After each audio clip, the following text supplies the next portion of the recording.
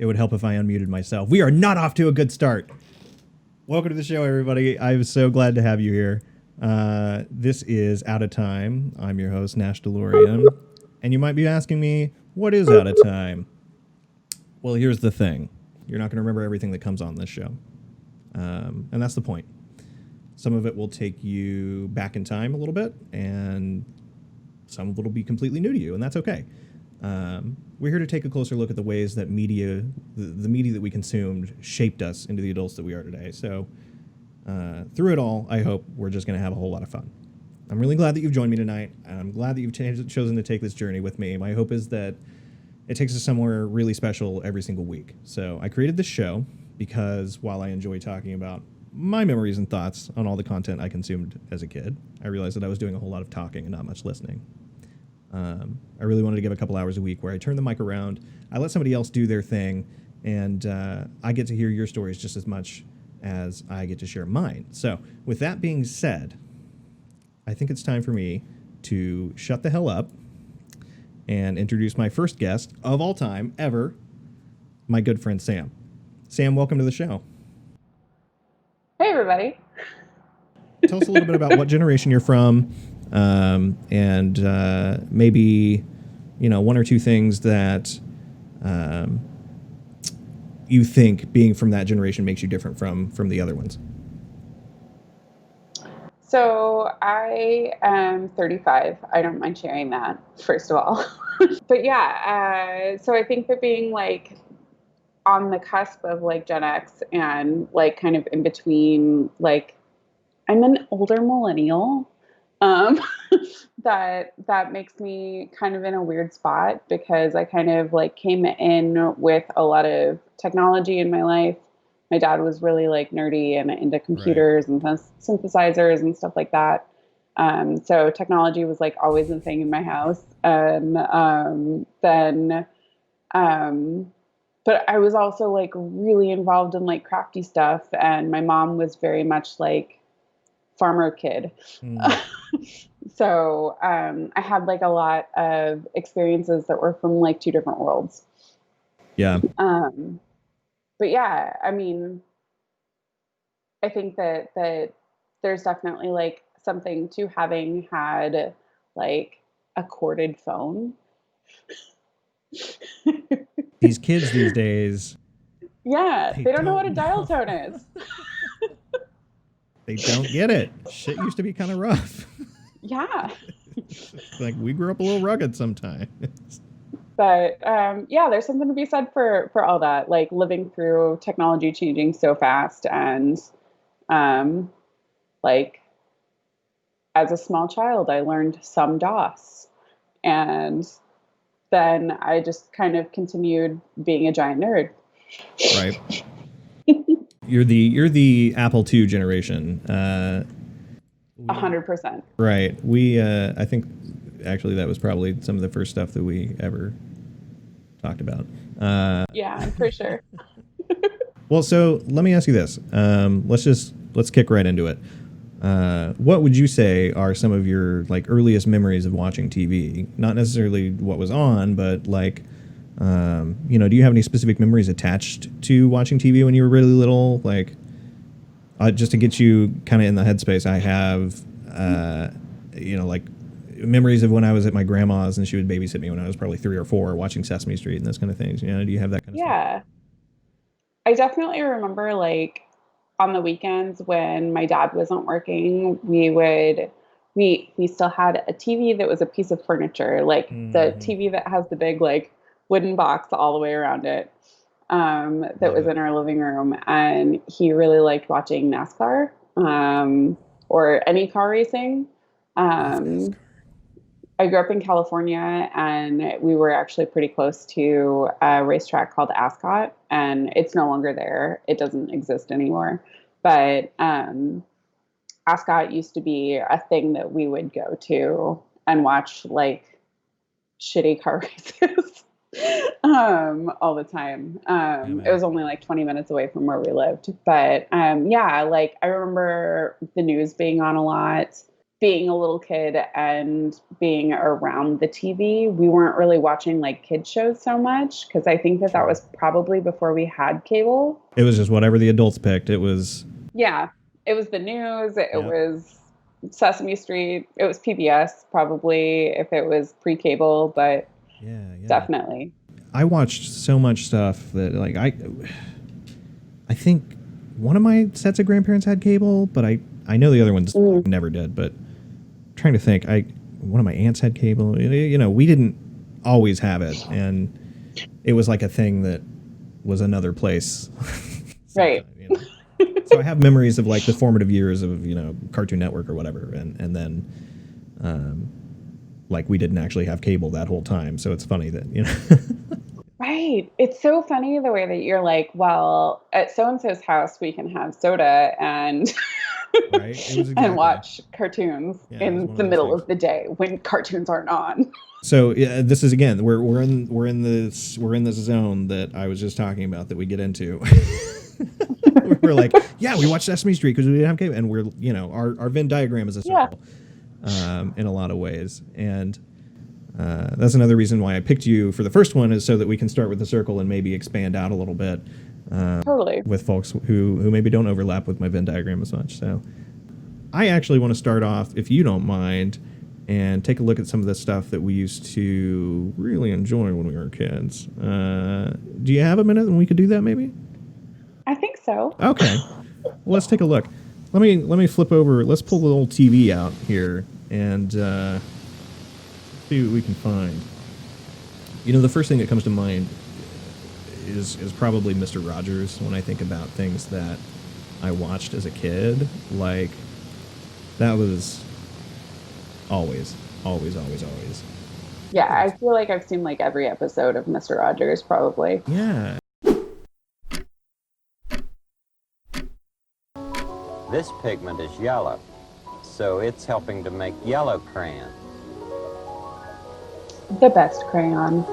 Now all of that hot wax and hardener and pigment are mixed together and drained into a pouring bucket. I'm more of a green guy myself.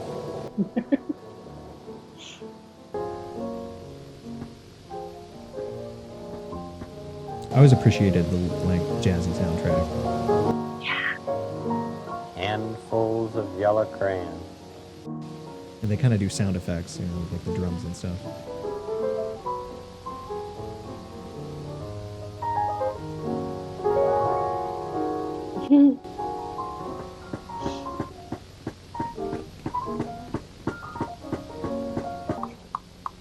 Back before Crayola changed their font. Mm-hmm. I was just thinking that. It's like a Ferris wheel, isn't it? How do I get a job here is the question. Right?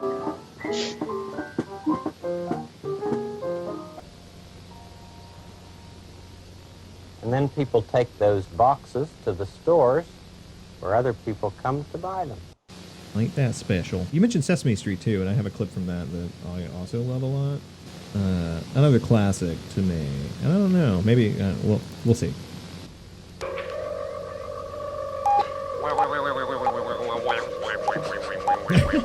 It's so good.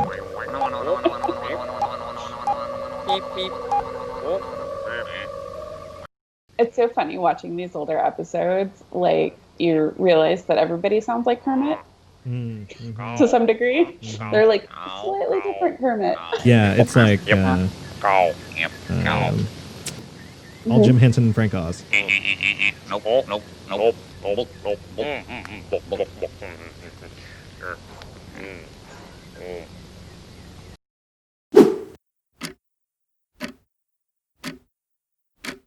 How much of children's television is just like what it is because, you know, funny noises and colors and like that's it?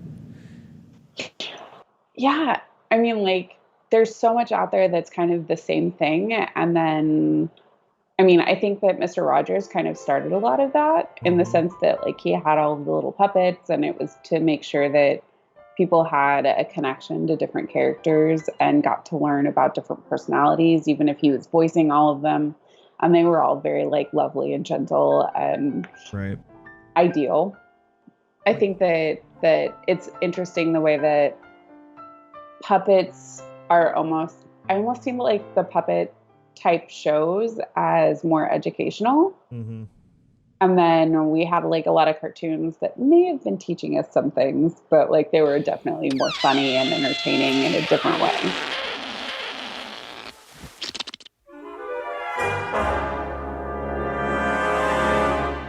Sesame Street kind of took that and it has all of those things that grab kids' attention, and then like it holds your hand and teaches you a lesson too. And I think that's really, really neat. I think that's why it sticks in our hearts, where like I probably couldn't actually tell you the name of a bunch of shows that I watched when I was a kid. I really appreciated that there were shows when we were growing up that like really tried. And for a lot of cases, kids that were our age, I don't know. It seems like there were just a lot of people kind of in our generation area that were almost like raised by Sesame Street and shit.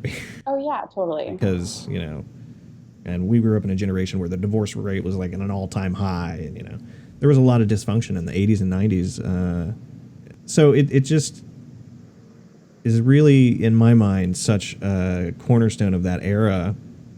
And it may just be because I don't have kids, but I don't see that reflected as much. And now you have like Sesame Street's on fucking HBO, like, right? You know, it's crazy how much less access I feel like kids have to those kind of programs now.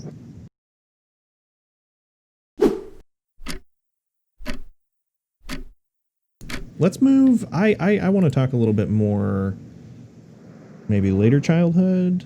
Okay. What was the first, let me ask you this, what was the first movie you ever saw in theaters, or that you remember seeing in theaters at least? The first one that I remember seeing is Little Women, the 1994 Winona Ryder version. Mm-hmm. It's also the very first movie I remember like crying at, but it was one of those things that like I felt like a big kid with big feelings, because like this was like one of those things where like I felt enough feelings to like cry about this thing that was not real, and I knew it was not real, and I knew what was going to happen because I had read the book. And it still got you. Yeah, it still got But you. I remember that being special just because like I went with my mom to see it, and it was just us. Sure. I don't know. Yeah. Yeah, no, I get it. I had never really put any thought into the first movie that made me cry. I'm not sure what it is. It was probably Titanic. Talk about something that you know the ending to already, you know? Right. Jesus. Everybody dies. Right. But for, you know, I don't know. It was like that or Forrest Gump, you know, one of those. Yeah. I wonder how many people that must be true. But let me ask you this: what were some of your favorite shows when you were growing up? In that time period, probably, I mean, like a lot of like the Nicktoons, Doug, Ren and Stimpy, Clarissa Explains It All, Alex Mack. See, also Reasons I'm Gay. That makes sense. Yeah. Well, it just actually so happens that I do have an episode of Clarissa on VHS here, if you want to take a little watch on that. Dad, do you want to look at your anniversary presents some more? There are a lot more family photos you haven't seen yet. Oh, look, Marshall, Camp Can Do. I want you to celebrate the important moments in your lives. Well, that's nice, Ferguson, but were we there? Don't you remember dropping me off? That's you in the car. As another anniversary ritual comes to an end, the never-ending ritual of Ferguson's love for Ferguson continues. I never realized how photogenic I am. Na, na, na, na. Na, na, na, na. Man, Na, na, na, na. what a show! I always loved the opening for the show just because it was so fun, and it worked with all the letters and all that. That's really cool. And then they do it backwards in the credits. Oh, it's just the best. What did I mean, what did you think watching that? What was the last time you even watched an episode of Clarissa Explains It All? I don't remember the last time that I watched an episode of that, but like it's kind of funny how it all just comes back. I don't necessarily remember that exact episode, but I mean, It's familiar. it's very familiar. All of the different dynamics and being able to see that they might be Giants poster on her wall. Like On brand. her room was always super cool. It was like this very like in between place, like being like what was a little girl's room with the floral wallpaper and the dollhouse and all of that. That like she obviously like had worked to transition to being like more of her like teenager-y self. Yeah. And her best friend was a boy, and that always seemed cool to me. Which was so funny, like So weird. just because like you're not encouraged to do that. Yeah, exactly. It was like weird to see that like portrayed on TV too a little bit. You know, I don't know. It's just like normalized with absolutely no romantic or sexual tension whatsoever. Right. Well, and like he came into her room, And her parents like were not cool. even like through her door. Through the window.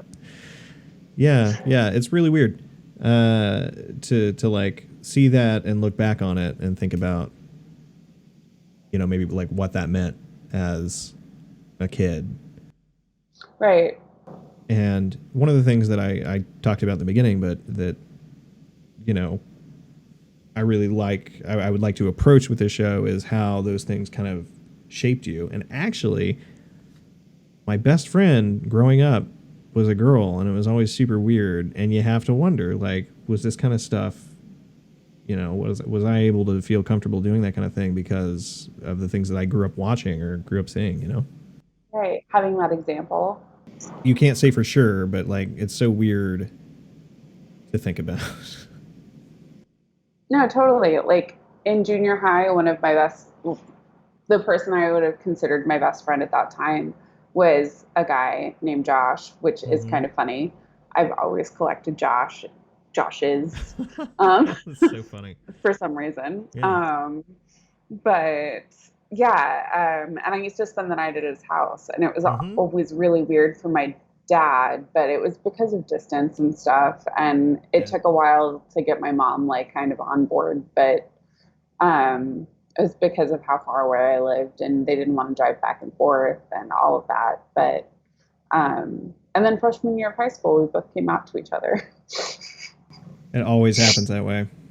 Yeah, pretty much. Yeah, you have to wonder if Clarissa Explains It All came back for like a new season, if both of them. Oh yeah, 100%.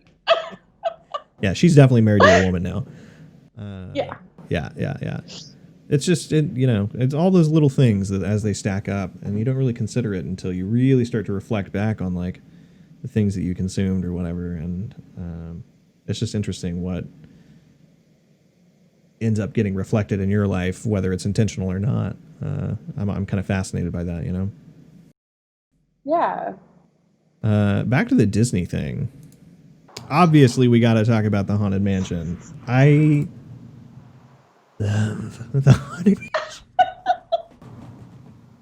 I'm obsessed with it. I love the movie. I love the ride. I love the video game. I love the Haunted Mansion. I love the lore. I love all the changes on the ride that have happened over the years, and like, sorry, I'm gonna stop talking. It's your turn. Oh, it's all good. I think that my favorite time to go through the like line is in the evening. Just because it's a little bit more spooky. Right out in front, right before you walk into the ride, you have a carriage that has like a wired to pull the reins carriage thing. Yeah. But they're like all suspended, Yoke like and- there's an invisible horse. Right. And like they changed it. They changed the Tower of Terror, and I'm I sad. know. It's bullshit. It's not fair. We don't deserve this. But they also like changed my favorite ride at Disneyland anyway a long time ago. So I guess I can't What was that? complain. The submarine ride. Submarine ride. Yeah. I don't know if they ever had that at Disney World. Basically, like, Walt Disney actually had like the largest fleet outside of like the Navy of submarines. Right, because of course. Because Walt Disney. Right. Yeah, it would have like this crazy like underwater diorama basically. So you would. Yeah. I know what you're talking about. And there was like a sea monster, and they like stopped having people go on the ride for like 10 or 12 years. Mm-hmm. And they turned it into the Finding Nemo ride, which is cool, but Not same. not same. Give me back the cheese. Yeah. One of the things that I like about the Haunted Mansion is that it manages to be like really spooky without taking itself too seriously. Yeah. I love the cheese. We have talked a lot through the years about music videos. That specifically is like a pillar of our friendship, I feel like, for some reason. I love it. But why don't we watch a couple that I know we both really like? And I'm in. yeah, we'll close it out that way. Let's flip over here and see what old Nash got on the TV this time. A boop. The classic. The best.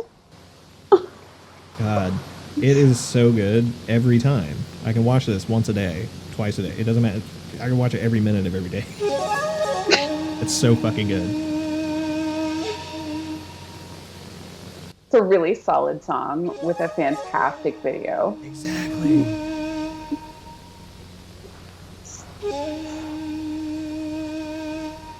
Come on, help me through. Come on, help me through.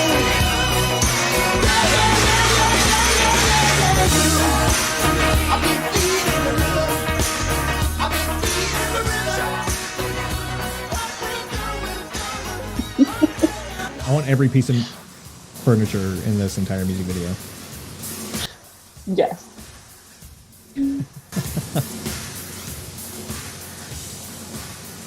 God, it's so cool.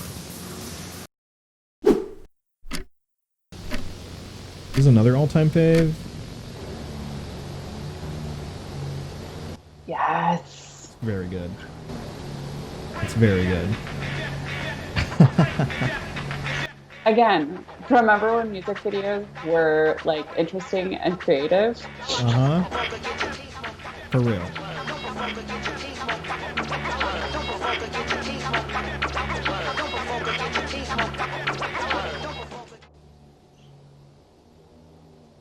It's so crazy.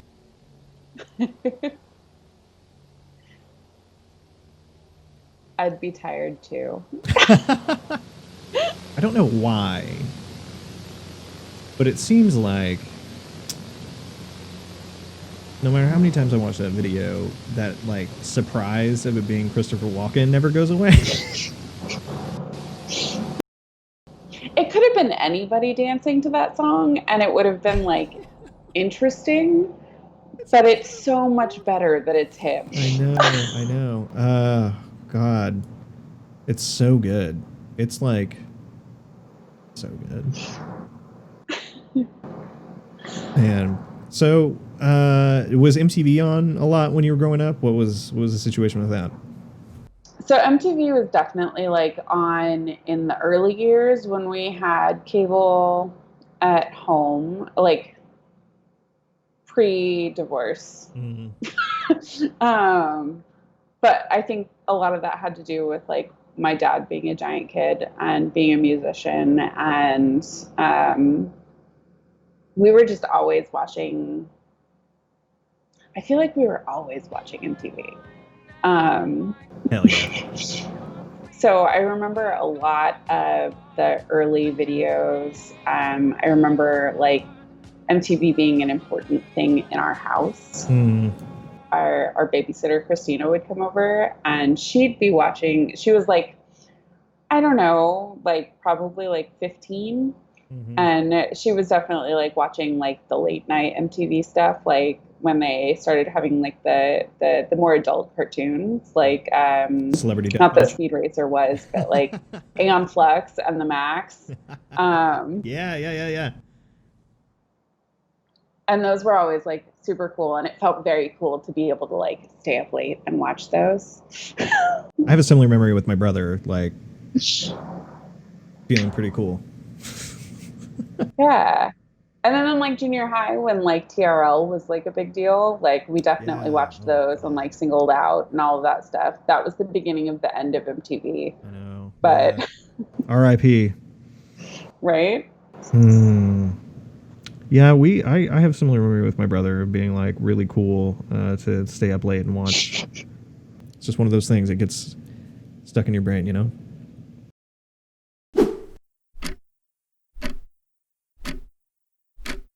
Well, I guess thank you for coming by and sharing all of your childhood memories with complete strangers on the internet. I know. Of course.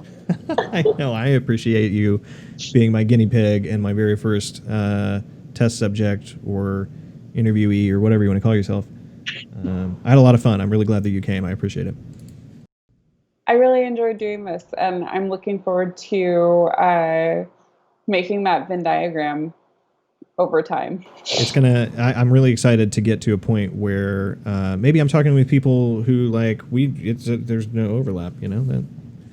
Yeah, that'd be cool. I really want to see how far this branches out. So I'm excited to see what comes next, and we'll do more next week. I will have everything ready Saturday night to go again. Oh my God. Sweet. Oh my God, it's so much effort. All right. You can do it. I'm going to do it. It's going to be fun. I'm going to do it. We're going to love it. It's going to be a good time. I hope everybody else had fun. This concludes our time with Sam. So everybody say bye, Sam. Bye, everybody.